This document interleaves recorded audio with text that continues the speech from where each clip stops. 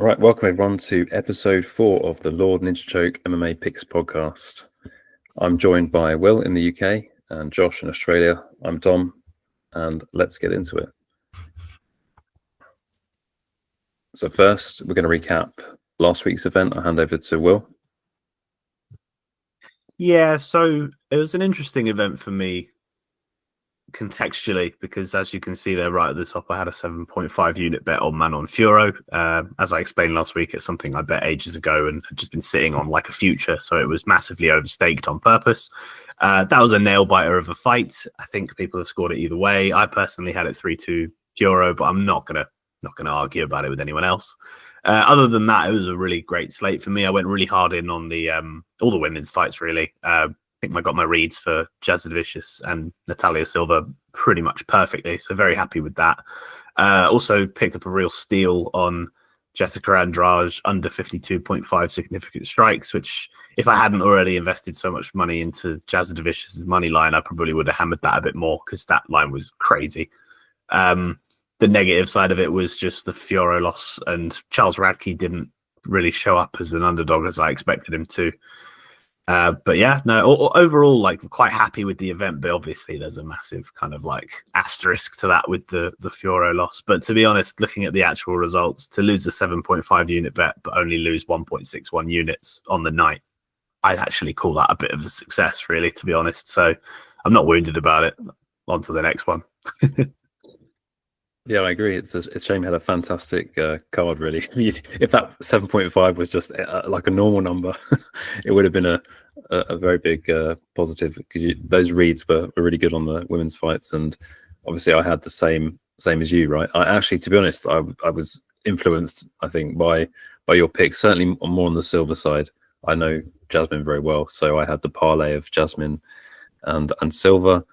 And then, yeah, as you know, I was on the Valentina side and got the pick on Zahabi, right? So overall, it was a good night for me, despite the fact I had 2 units risked on the main event.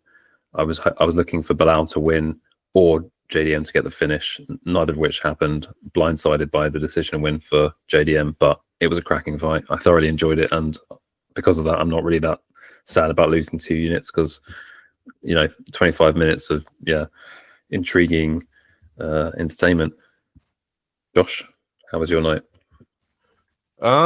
Better than I expected, really. I mean, before the whole event started, I kind of predicted my own predictions, saying that I'd get half of these fights correct, and I am impressed by myself, or for myself, that I got 9 out of 12 correct.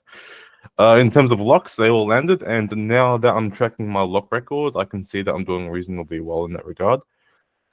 In terms of upsets or the wrong picks, though, no real complaint. They were all close fights, except for the Lee fight. I can barely remember that one, but I believe that it wasn't as close as I wanted it to be.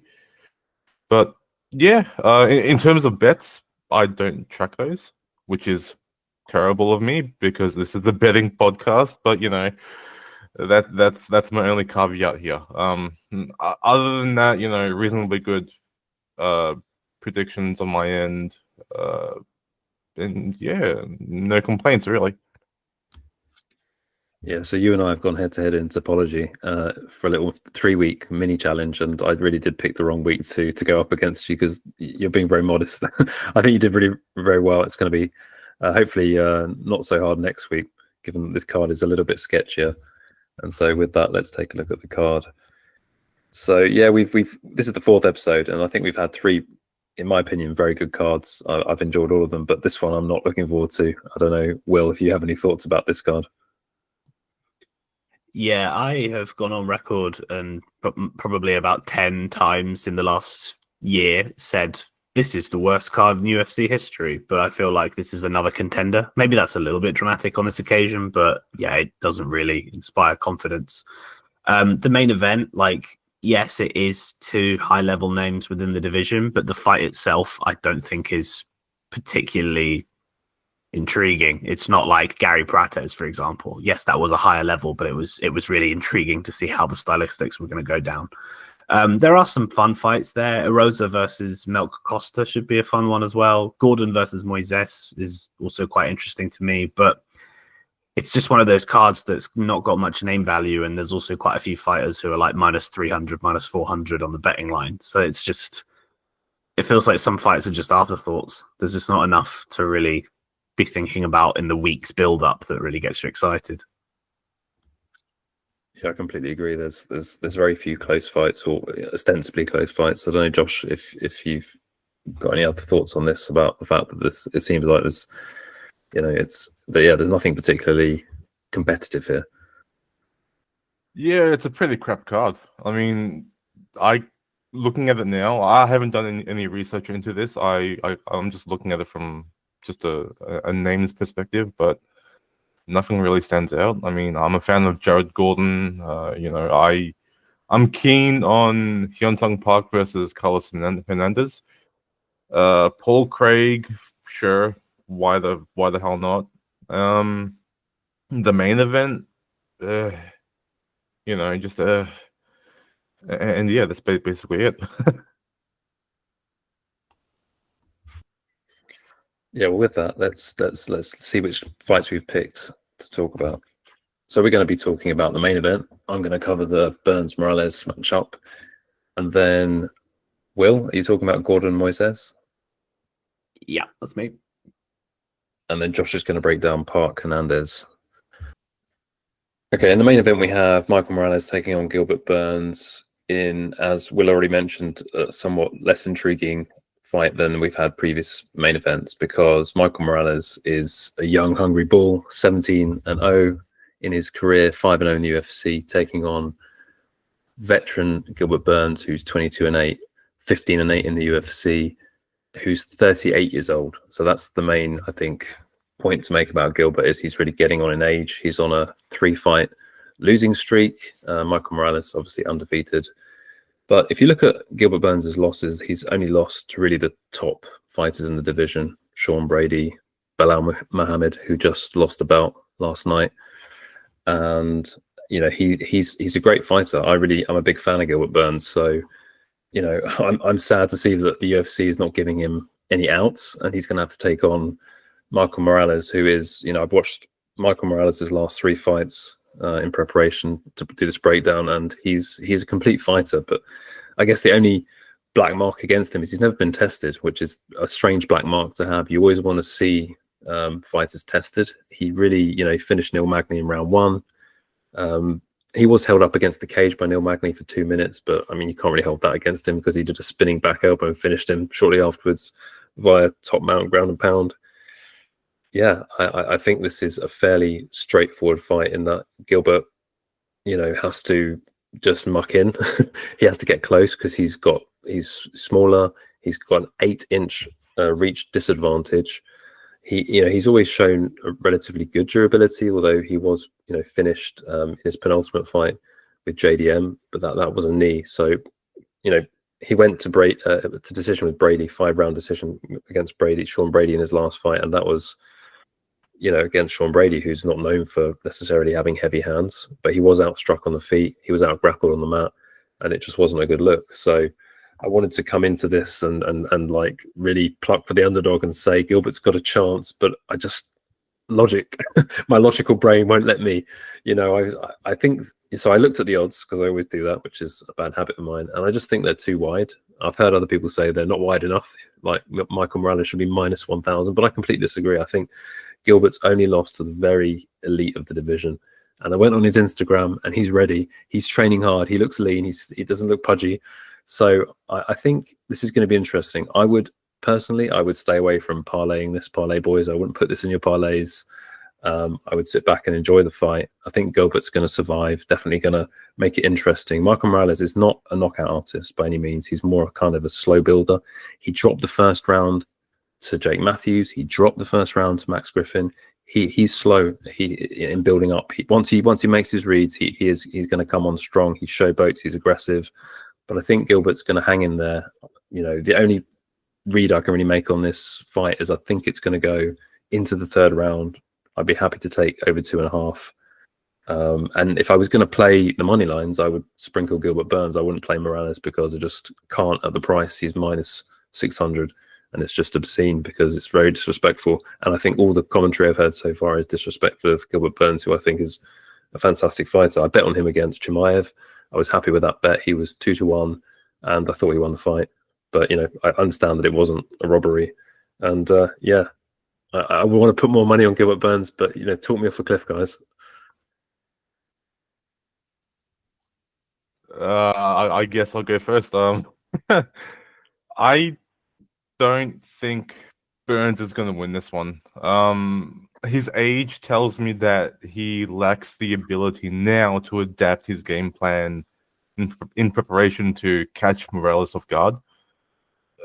And there's so much tape of Burns losing in positions, losing on the feet, that Morales can use to win, or use to prepare to win, at least.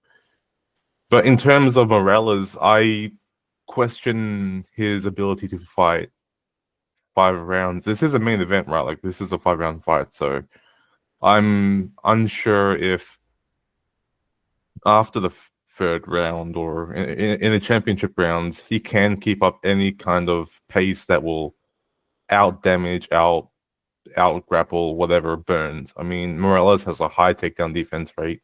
He's fought wrestlers in the past like Fugit, Giles, sorry. And I just feel like as age goes these days in mixed martial arts, when you lose 3 times in a row after the age of 35, 36, it's really hard to build yourself back up, or in this case, build himself back up.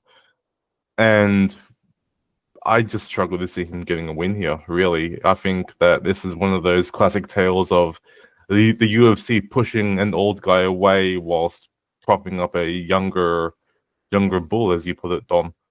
And yeah, that's my take on it. So I don't disagree with the pick here at all. I reckon Burns is fighting an uphill battle, and yeah. Yeah, I was a bit tongue-in-cheek with the talk me off a cliff. I'm definitely not on the cliff. But Will, how do you see it? Any differences from Josh? No, I think it was pretty clear we were going to unanimously agree that Michael Morales is the one that we expect to win.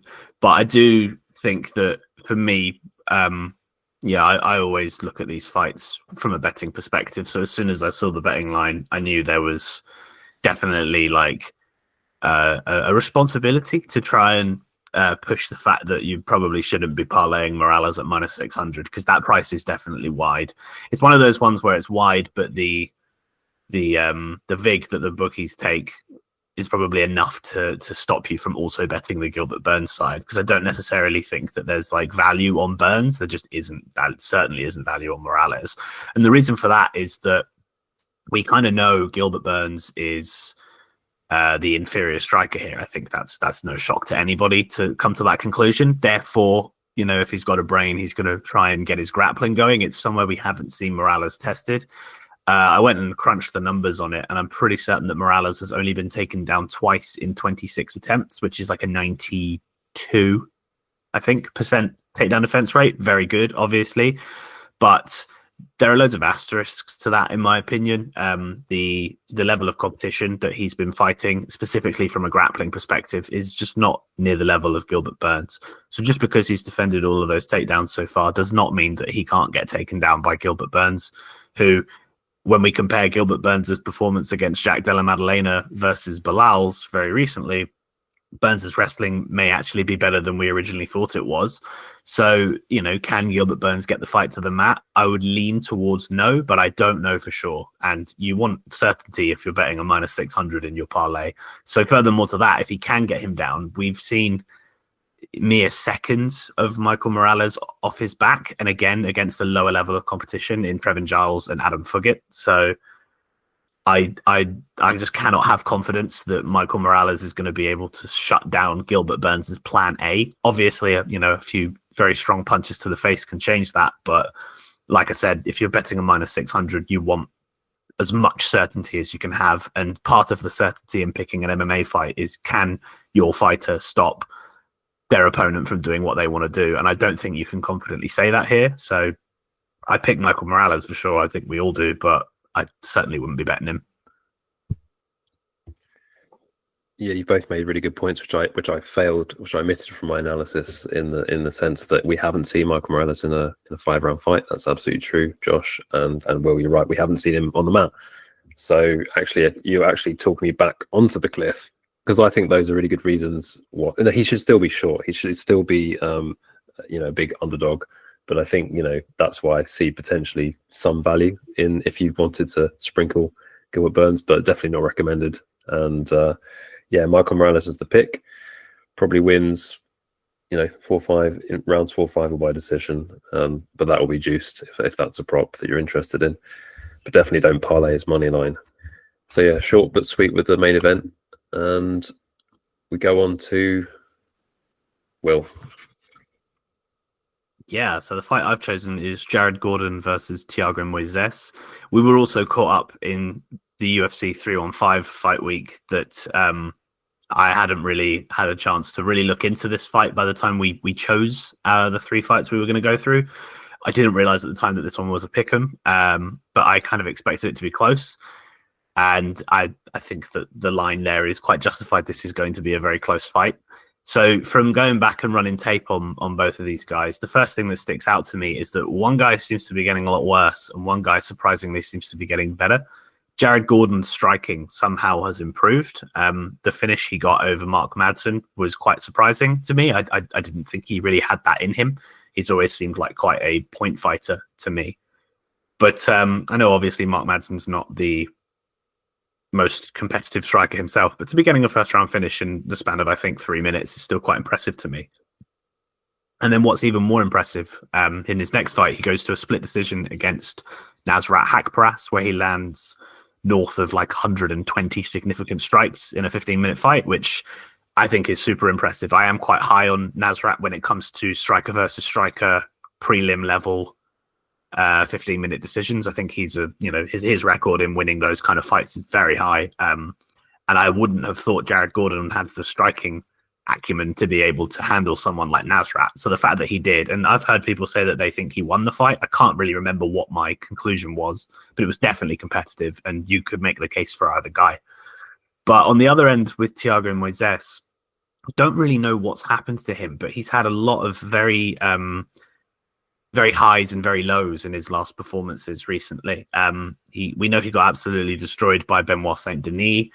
He got destroyed pretty badly by Ludovic Klein. He looked pretty good against, I think it's Mitch Ramirez. I can't remember the name of the fighter that he fought. The guy who I think was on Tough, getting a 3rd round leg kick TKO. And then most recently he won a decision over Trey Ogden. I know Trey Ogden was quite a popular underdog there. So clearly a lot of people are kind of not believing in Thiago Moises as they used to. To break him down, he's always been someone who's been an okay striker, but a very good grappler. But in that, a very good grappler who does not game plan properly for it. So it's only been until recently we've seen him actually go into a fight and attempt to get the fight to the mat primarily and then submit his opponent. And he did that against Melk Costa. And I think that was his best performance to date because it was a demonstration of his skills and him, getting in and getting out, getting the job done. And we don't often see that from him. And I think in a fight like this against Jared Gordon, who has always been a very good anti-wrestler, if you look through Jared Gordon's record and the names he's fought, a lot of those names get very early stoppage wins via grappling. But against Jared Gordon, they go the full 15 and it ends up being a split and a very competitive fight.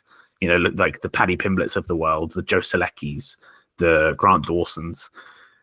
So I don't expect Thiago Moises with his, non-committal grappling approach to actually have any wrestling success here against Gordon, which makes me think this is going to be a stand-up fight. And my main reason for being concerned about Moises is his striking. He has become a pure counter striker who is very reluctant to throw first. In a similar way to my criticisms of Valentina Shevchenko when I broke down that fight last week, I think he just doesn't seem interested in leading the dance. And the only weapon he does have that he really wants to rely on is a leg kick, which has served him very well in his last 2 wins. Against Ramirez, he was throwing a high quantity of them, and in the third round managed to get a finish off of the leg kicks alone, which is obviously very impressive. And against Trey Ogden, he was losing the stand-up quite significantly until a few of those he got through in succession, and he started the opening round off of being fired up by his coaches and threw about 4 or 5 of them in succession. Managed to topple his opponent, and from then was just in top control. So again, he won the fight via his superior grappling, but he didn't actually force it to the floor with takedowns. So to really summarize this fight, I think the entire crux of the issue regards around, can Jared Gordon stop the leg kick threat from Thiago Moises? Because if the answer is yes, Jared Gordon should win this fight at a consistently high clip, but it all depends on whether or not he can. So from rewatching that Haqparast fight, we know that Jared Gordon likes to go in close. He likes to fight in boxing range, which obviously will help him. Closing that distance, negating the slight reach advantage, and crowding the kicker, as they say, will definitely help him to pressure Moises. And Moises does not like pressure. He likes to be at kickboxing range where he has the comfortableness to make his reads, make his counters, and generally throw the leg kick. But if Gordon is able to really put the pressure on him and keep that consistency up and hit 120 plus significant strikes like he did last time, I think he really will take away pretty much most of Moises's weapons and just leave him a target there to be hit. So for that reason, I think Jared Gordon should be favored here, because I can't rest a fighter's almost exclusive path to victory on leg kicks, because whilst they can be completely debilitating, and fighters like Chris Gutierrez have made a career off of them, you know, they're not a lethal strike always. You know, we see fights where fighters can absorb like 30 or 40 of them. Obviously calf kicks, leg kicks, there's a nuance between them, but if it's just one weapon you're focusing on, you'd like to think that your fighter has the fight IQ to be able to plan accordingly for that. And yeah, I simply will be picking Jared Gordon to win this fight, because I think he must be thinking about that and hopefully has come up with the tools to be able to get past the leg kick and therefore do his best work. So yeah, Jared Gordon is interesting to me. I think he's currently at plus 100 on the betting line, which is very interesting. I could see him losing the fight, so he's definitely not like a high confidence pick, but I definitely think there's value there, considering it's just a case of Jared Gordon versus a leg kick. So Jared Gordon's the pick. Jared Gordon could potentially be the bet as well. Yeah, you definitely got a tough fight to break down here. So, you know, kudos for going into it and giving us the pick. And before I give my opinion, maybe Josh, do you have any comments? A couple. First of all, I agree with all that Will said. I do think Gordon is going to win this one, but I am most curious about how he's going to do it, because this is going to be in the Apex. The smaller cage may mean that Moises cannot move around and land kicks as cleanly as he wants to. And if Gordon does have the game plan of crowding those kicks and countering with punches, I reckon his chance to win improves, or, you know, skyrockets, really.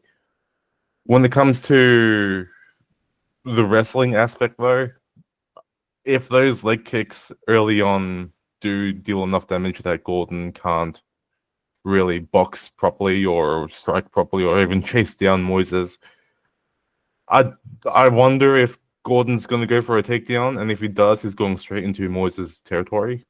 I don't want that to happen. I'm a fan of Gordon, so yeah, I'm a bit concerned when it comes to this fight, because this is his toughest fight, really.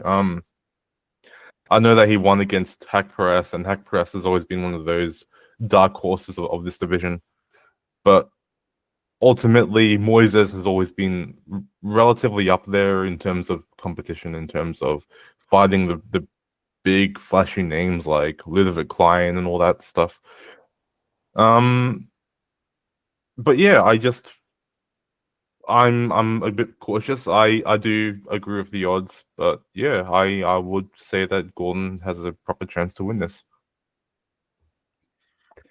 Yeah, so of all the fights on the card, this is without that I can comment on without watching tape, which I haven't done for this. This is obviously one of the fights I have, because I've seen a lot of the fights for these two chaps, and I agree with what Will said. I think that the Nasrat fight showed a lot of what Jared can do. You know, it was very competitive, and to be honest, I thought he won that fight. I think I bet him, and I think he won that fight. I think it was a very strange decision that happened in the Middle East. And obviously, Nasrat is from the Middle East, or from near there. I think is he Moroccan, and I think there's some other curious quirks about this fight. Is that both fighters have an 8-6 UFC record. Obviously, if Jared Gordon had got that fight, then he would be 9-5 against the 8-6 Moises.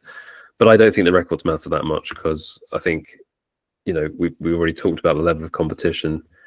Thiago Moises has fought really good competition. He's only loses to heavy hitters, it seems. He lost to Ludwig Klein, Benoit Saint-Denis, and Joel Alvarez. And he did lose to Islam Makhachev, but obviously he was out grappled there. So losing to Islam, that's fine. And then the three guys, big hitters, and Jared Gordon's not known for being a big hitter. So I think that, I think the volume. I know that Gordon has good volume, so I think he's going to be throwing more. Moises doesn't like being crowded. I think that's a good point. But the leg kicks you brought up, Will, that was all like, I forgot about the leg kicks and the leg kick TKO he has. So yeah, I think.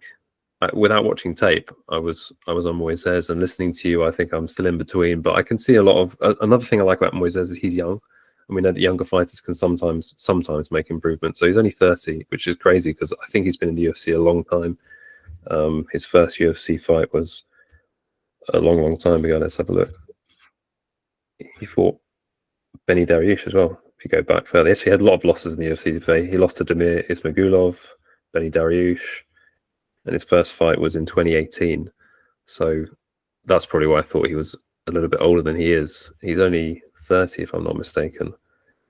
Yeah, Moises is still young. So I think that's the biggest red flag for me, is that Jared is not old, but 36. And that'd be my main concern, that maybe he slows down or doesn't bring the heat like he normally does, but he's not. He's generally a pretty consistent performer. Actually, I thought he won the Paddy fight as well, so his record should be something like 10-4. Yeah, I'm conflicted. I'm not fully convinced. I think it's a close fight. I'd be interested to know if you put money down on Jared or not. Will, do you think you will?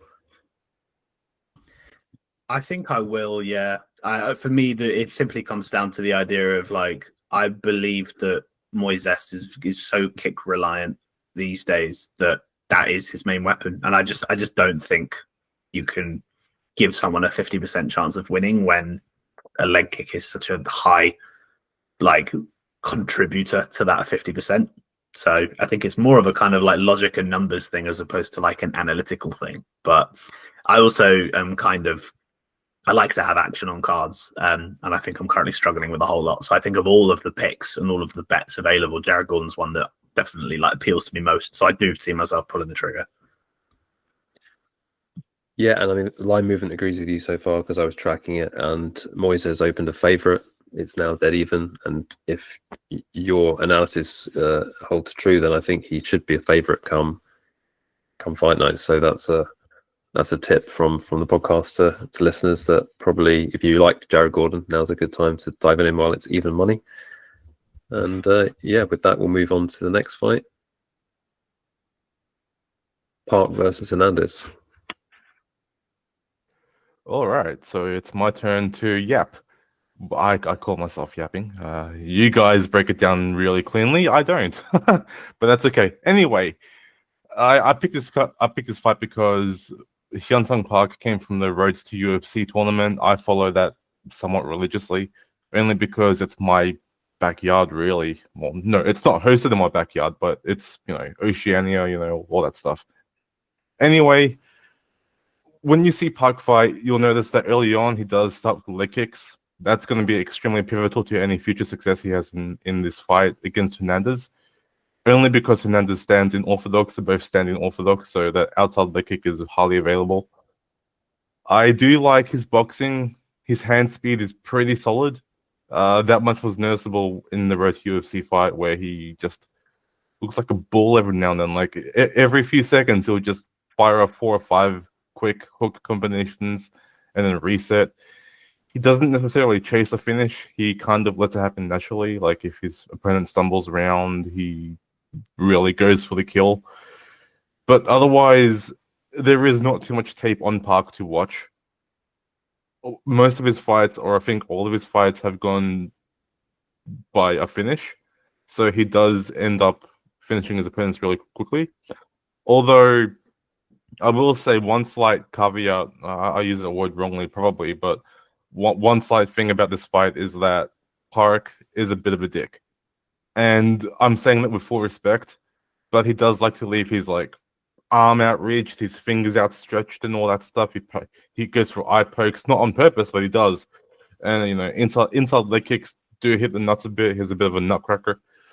And ultimately, maybe we might see some sort of no contest, maybe. Like I always go with the whole narrative that this guy's too dirty to fight cleanly, and maybe that could happen. Who knows? But when it comes to Park, I expect him to be much more cleaner on the feet than Hernandez, except for those illegal shots. You know, leg kicks early are going to affect Hernandez. The punch combinations are going to really affect Hernandez. But when it comes to Hernandez, really, the one thing that I'm incredibly fascinated by is how he's going to use his wrestling, which is so well known at this rate. It's all he does best, right? He likes to wrestle. He likes to go for takedown after takedown. You know, everything he does stems from his wrestling, really. And we haven't really seen Park contend with that kind of fight, I don't believe. Maybe in the other regional promotions, but when it comes to this fight, I do think that the takedown threat from Hernandez and the submission threat from Hernandez can make this one a bit interesting. I believe Park is the favorite. I think it's like what, minus 190, or I don't really know. That's a bit of a rough guess. But ultimately, I do believe that Park is going to win this one. He looks to be much more well-rounded than Hernandez, at least on the feet. His weapon diversity is there. He's got the finish potential that makes fights exciting, and I don't think that Hernandez is going to be ready for the stand-up battle that comes his way this weekend. So yeah, my official pick would be Park, and I do believe that I placed, well, not placed yet, but I will place a bet that Park wins by KO. Nice. I didn't see that coming. So you went for the prop bet at the end. I like that. I have never seen him fight, so I'm not going to place that bet without watching some tape. Will, have you seen this guy fight? Yeah, so jokingly, when we were chatting before, I kind of was half complaining about us taking a Road to UFC fighter, because I opposite to Josh, have very little interest in Road to UFC because I think it's the easiest entry point into the organization, into the UFC. And if you're comparing two guys, because I think it's a knockout competition, so there's like 2 or 3 fights to get to the UFC contract. But like, if all of the guys you're fighting are not UFC level, then there's a real fugazi where you're basically showing people that you are competent at this level. You're the best of the guys who aren't ready. Whereas if you're in Contender Series, because obviously it's mostly based in the US, they are cherry picking a higher caliber. So actually, that one fight entry point where you also have to impress is just a higher caliber. So usually I'm very skeptical of Road to UFC fighters because I don't think they deserve to be there until they prove it against actual UFC opposition. But then when I went into tape and actually watched Park fight, I was like, oh no, I get it. I think this guy is very good. His striking is very good. He's got a really good approach to striking on the feet. He just, like you say, like he kind of like rushes like a bull, 4-5 strike combinations coming forward. He looks clean, he looks effective, he looks very fast as well. He looks like he packs power as well. It's no surprise that his record is full of finishes, like Josh said. But then on the other hand, Carlos Hernandez is a little hero of mine. I bet him quite heavily in his last fight against Ternan Dembarel. It was originally a pick'em early on in fight week, and obviously I do all my stuff a week before. So I got him at plus 100, and by like Tuesday, I think he was like minus 180, minus 200. I think he went off for like minus 250 because he had a massive grappling advantage. And I think, Hernandez is one of those guys where he's just a dedicated crotch sniffer, as they called him. Like he wants to close the distance. He wants to, shoot up against the fence, try to get the fight to the floor, and then just like smother you for 15 minutes. And I really thought that would work against Herman Dembarel, who is not a very good grappler on bottom. Got guard playing, but just generally not got very good get-ups either. And he really fumbled that, I think, in my opinion. It went to a split decision. He got dropped in the first round. He looked awful on the feet, and was just like reacting to everything that Herman Dembarel was throwing. And it was giving him fits, really. He definitely didn't look like a minus 250. That was definitely a line that was motivated by all of the action that came in early from people like myself. And yeah, I came away from that fight happy that I won and made the good read, but also very disappointed in the performance of Hernandez. And I really did not earmark him as a dog to support. So when I saw the odds for this, I was kind of interested. I was like, is this going to be one of those spots where Carlos Hernandez is disrespected? But it's quite clear to me that on the feet, he's going to really struggle here. And there's a big difference in power, and there's going to be a big difference in sort of physical respect. I think Park can really stand his ground, and that will help him against the takedown threat and the forward pressure of Hernandez, because he doesn't have to respect that pressure and move backwards. Again, as Josh said, there is a real kind of asterisk to all this, because we've not seen much of Park grappling defensively. We've seen him grappling offensively, and he looks quite good in that regard. A lot of his fights, he ends up getting the back, getting the body lock. He does have a couple of rear naked chokes on his record too. But there's always a big difference between offensively and defensively. But even if he does have average takedown defense and does find himself on his back, I still don't think Carlos Hernandez is overly good from like a pure on mat grappling perspective. He has a high takedown rate on his UFC stats figures, but a lot of that comes from the fact that he's just kind of sloppy. He gets fights to the floor, but he does not consolidate the position very well and has to do it all over again. He definitely has the cardio for 15 minutes, so I, like Josh has tipped up there, I do very much hope we get a finish from Park, who is the much more dangerous guy, to put that to bed, because Hernandez has the potential to really like wear on you and win the war of attrition. But I think it's quite fair to say that Park really deserves to be a favorite here. There's an interesting discussion about the betting line at the moment, and I think it taps into that idea that Carlos Hernandez is a gritty underdog that people like. All the money seems to be kind of coming in on Hernandez at the moment. It's not that much so far, but he opened around minus 200. So yeah, your odds assessment was pretty accurate there, Josh. But the money seems to be coming in on Hernandez. Sorry, Park opened at minus 200, but Hernandez has had some money coming in on him, which has pushed Park down to around minus 175 to minus 160. If that continues to happen and we can get Park down to like minus 150, I definitely would take a stab on him at that price. So it's one of those fights I'm kind of monitoring. I do definitely side with Park. I think that's absolutely the right call here. But yeah, if there's a little bit more action on Carlos Hernandez, I'd definitely be interested in going against the public and betting the favorite here. Well, I love to hear that, because the line movement isn't always correct. And when you make a good read, it just pays to wait, basically, and let the public money come in. I don't have a very strong opinion on this fight, because I'm not familiar with either fighter. If I had a tinfoil hat, I guess I would say that Carlos Hernandez has lost to Ray Saruya and Tatsuro Taira, so he might as well lose to Hyungsung Park just to complete the trilogy of lost to Asian fighters. But yeah, that's not really a good angle to bet on. I think I'd do some tape, and based on what you guys are saying, the odds are so bad at the moment on Park. I have to wait or consider parlaying him. But yeah, I appreciate the insights, guys, and I don't have anything else to add, so I think we can move on in good time to our bets. Let's go to Will. Yeah, none of these have actually been placed yet. These are all just kind of me spitballing ideas of what I think the slate kind of will look like. Obviously, there's no bet sizing there either, because these are not all equal leans. So just spoke about it there. I think Hyungsung Park around the odds of minus 165 could be a good play. I'll probably wait around hoping for better if that line movement continues. Jared Gordon touched on that. I think around the plus 100 mark would be nice.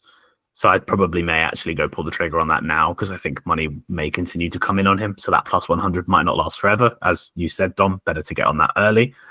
Denise Gomes, I'm interested in that fight versus Elise Reed. I mean, she's currently a massive favorite. She's pushing like minus 500, minus 600. But I think there's a sneaky good angle on her being disrespected on whether or not she gets a finish. She came into the UFC as a pretty heavy hitter. She finished Yasmin Uregi, who is quite chinny, but still, I think it's quite obvious to see watching Denise Gomes fight that she is a bit of a powerhouse for a woman. And Elise Reed has been finished multiple times, and Elise Reed is probably one of the worst fighters on the UFC roster. This feels like a spot where it's like, go get a highlight, Denise, and turn yourself into actually somebody we can talk about here. But 2 of Denise's last fights have gone the distance against Kowalkiewicz and I can't remember who else. But I think that probably may lean the odds makers to go, oh yeah, typical women's fight decision. So if the under or Gomes ITD is around plus money, around the numbers I've listed there, plus 150 or plus 125, I definitely would be interested in it because I think she should be getting a finish there. Also, potentially interested in Tainara Lisboa. She's a fighter I actually really like. She's had like a 2-year layoff for some unknown reason, which obviously is a bit of a red flag.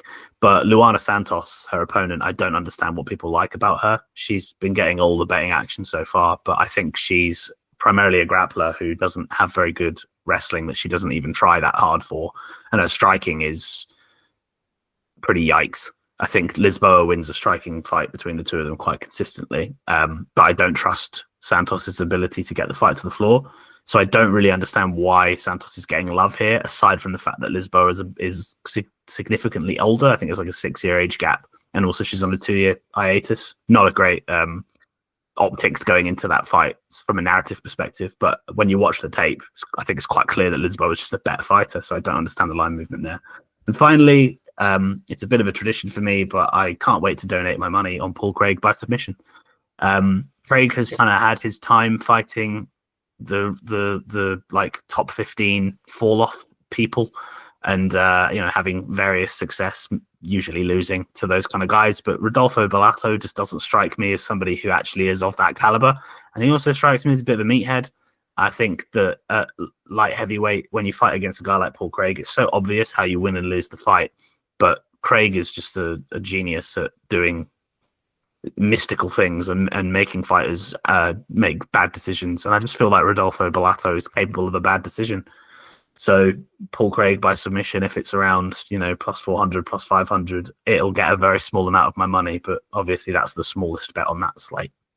But as we sometimes say, you'll have to check out my Reddit post, which should be going up in the next couple of days to actually see where I do confirm on bets here, because I haven't actually placed any of these and I may not place some of these. So we'll just see.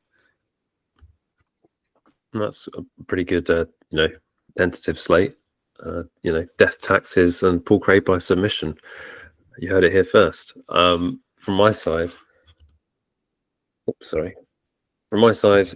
I've just got really the Morales Burns, which I feel like, I know it's risky. It feels risky putting an over on Burns, given that he's old. He was finished by JDM, but generally he's shown to have a pretty good chin. The JDM fight got caught with a knee. I think before that he hadn't really been finished. He was finished by Kamaru Usman as well. That's with a jab, which isn't promising. But I still like. I think Morales is a slow starter, so I think he's got a good chance to potentially take the first round. I'm still thinking about that because I could have put Burns plus 5.5 points here, which means basically Burns has to win a round for that bet, and I think that might be close to even money. It's usually not a plus money bet, the points spread. But I didn't have the gumption at this point to put the point spread for Burns. But I think over 2.5 rounds is a potential parlay piece depending on the price. It will feel a bit tense if you parlay that with something, but in terms of other bets, I haven't really got a strong read. I like Melt Costa to beat Julian Rosa, but he's like minus 200, so I didn't want to put that here without doing tape on that. I also like Ruziboyev to win, but he's even a shorter favourite. So again, like a guy who's basically just got first round finishes, you don't want to put that kind of, have those kind of odds. So yeah, I'll have to do a bit more tape and then put my bets up. But But for sure, this is not going to be this is going to be my lightest betting slate for out of the last 4 cards. Josh. Yeah, so as I said before with the Park breakdown, I do think Park's going to win by KO. I might as well make a bet there, like not officially. Well, yeah, make it official. Why not? Anyway, my thoughts are out there for that one, and they will be further explained in the breakdown that I'll be posting on Reddit in a couple of days. As for my 2-leg parlay that was quickly scrapped together, Mayron Santos and Melchizedek Costa, I reckon, are going to win. Just from like a glance. I mean, they might be part of a parlay, official parlay at the end of my write-ups. And as for my dog pick, I'm going to try and make a dog pick every episode now, and I'm going to try and keep track of it because why not? Paul Craig, like, he's always been someone who has been probably disrespected by the odds, maybe rightfully so here and there, but he never ceases to amaze me at how he wins sometimes. Like, it's just, and how he loses, he can be a bit hittable, but I do think that Craig has a chance to get an upset here. And as per usual, more to come on Wednesday, basically. Really, like, my write-ups are posted on Wednesdays, and yeah, that's where I type for about a crap load of pages and then post it on Reddit for people to read. So yeah, more to come on Wednesday. Thanks, Josh. So we got some early signals, haven't we? Because I said Melky, you've got Melk as well, and then Will's got Paul Craig by submission. You've got Paul Craig, so some things to think about here. And I think actually the Paul Craig line is out, so I think he's plus 300. So I imagine you'd get maybe a little bit better than plus 400 on submission potentially. I mean, if it's his only path to victory, maybe not. So, final segment for today is the Fireside Chat. We're going to talk about the betting arch nemesis. Which fighter has lost you the most money? And Will, this was one of your suggestions, so I think it should be probably top of your mind. It's probably now Fioro, isn't it, to be honest? Don't remind me. No, to be honest, I think Fioro is somebody I didn't actually really bet on that much on the come up, so that's kind of fine. It's a tricky one because I historically have always said the same guy. It's always been Kyle Nelson, the Canadian guy with no hair and a big beard. Yeah, he's just one of those like underdogs that has just pulled it out of the bag at a very consistent rate, and I just. You get those like fighters every now and again where you get a real chip on your shoulder. You watch tape and you're like, this guy is not good, and you're certain that they're not good, and then you bet against them for some reason or whatever, and they pull off an upset, and you're like, okay, they got lucky. And then the next time comes around, and then you do your due diligence again, and you're like, I was right, they're not good.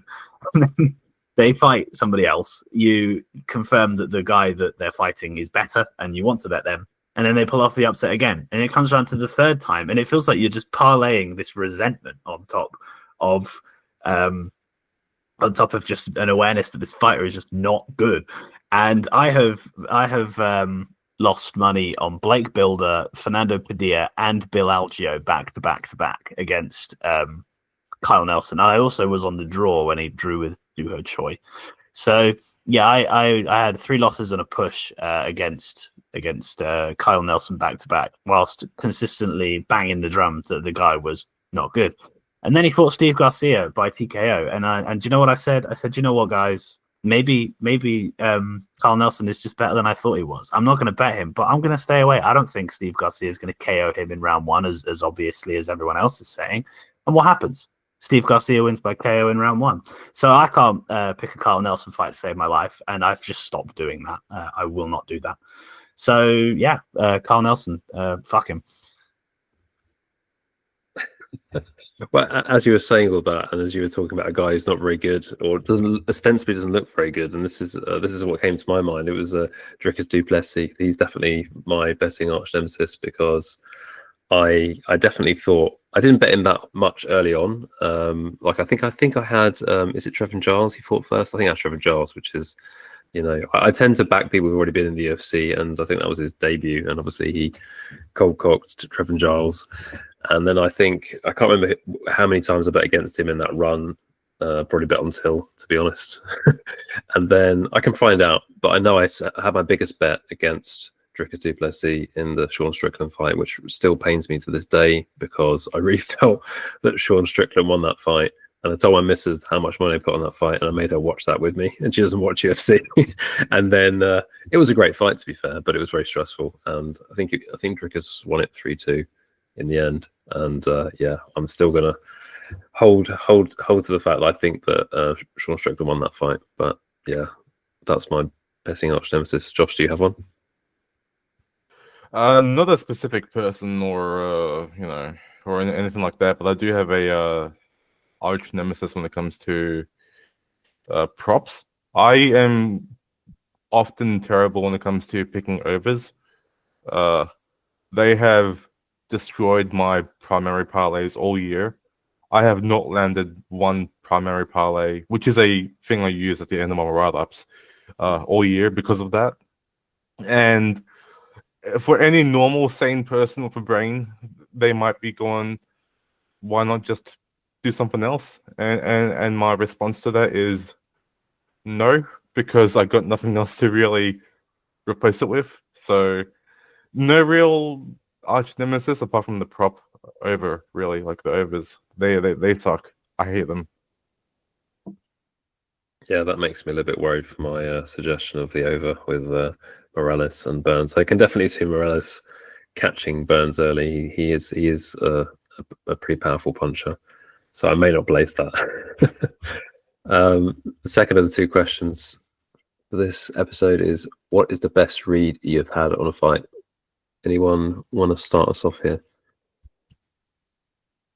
I can start off here. Why not? The only one I really go to is a fight that happened in 2023 between Paul Craig and Andre Muniz, and I caught a lot of flack from people saying, "Oh, Paul Craig is gonna not win by KO in the second round because he's a submission artist," and my whole write-up basically said, instead of like going for the sub, he's gonna blanket him on top in top control and then just land ground and pound into a finish. And that's basically what happened, and that's the only thing that really stood out to me. Like when it comes to my best read, I can probably think of more, and not to self-boast, but that's the most immediate one I can think of, really.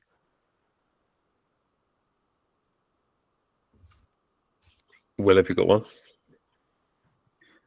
I think I've got two that come to mind right off the bat. One of them's very relevant to the last card we saw. I bet Natalia Silva at plus 200 against Jasmine Jasudavicius in her debut, and it was the reason I think I call it one of my best reads is that for some reason I just was adamant that I was onto something from the first regional fight of Silva's that I watched. So I did the typical like YouTube deep dive where you're on like page 4 of the YouTube search and you're on Google clicking into these weird Chinese and Russian sites, just like in the trenches looking for regional tape.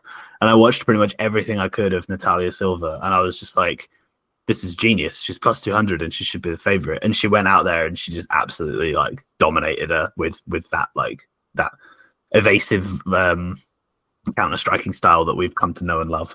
So yeah, that was a proud moment because I think it was a real kind of just like a demonstration that if you put in the work, you can get the results. That was really fun. And I had another one. Oh, recently, Andre Petrosky versus Rodolfo Vieira. I felt like I was on an island in that one, and I just watched the line move and move and move away from Andre Petrosky. But it just seemed quite clear to me that wrestling would prevail. I've tried to fade Rodolfo Vieira a fair bit, actually. Maybe I should have included him in the betting arch nemesis. But I guess actually because I managed to win that Petrosky bet, maybe I was a lot better off. I just thought that his wrestling would be able to keep the fight standing and that Rodolfo Vieira wouldn't really have anything to offer him. And if they did, Rodolfo Vieira was the inferior striker. Don't get me wrong, it was an atrocious fight, but that summary alone was enough for me to bet like a plus 200 again. And yeah, he really didn't look like one. So it's always nice when like the gap in your assessment of the fight is a gap to the odds, and then the fight plays out your way and not the way of the general public. It's very validating, isn't it? It's kind of the part of this game that I'm very addicted to, which is why I do what I do. Yeah, I hear you there. That's I think very satisfying when you feel like you're alone on an island and then it comes true, which is actually quite easy. It's not easy to do, but it can happen quite a lot if you get in a certain pattern of thinking. To pick the two that the very front of my mind was Manon Fiorot. I picked her against Blanchfield. I think everyone was on Blanchfield. Hardly anyone thought Fiorot was going to win that. She was plus 200. And I was just like, just doesn't make any sense. Like, she's so big and strong and she won't get taken down. And it was actually quite a close fight in the end, but it was comfortable. It was a comfortable victory for Manon. And then the other fight was, what was the other fight? I'm blanking now. Oh yes, it was Volkov against Pavlovich. He was also plus 200. So I just knew that they'd been training partners, so I knew that he'd know the patterns, the reads on avoiding, Pavlovich big right hand. And yeah, I think I was quite big on Manon Fiorot and Alexander Volkov.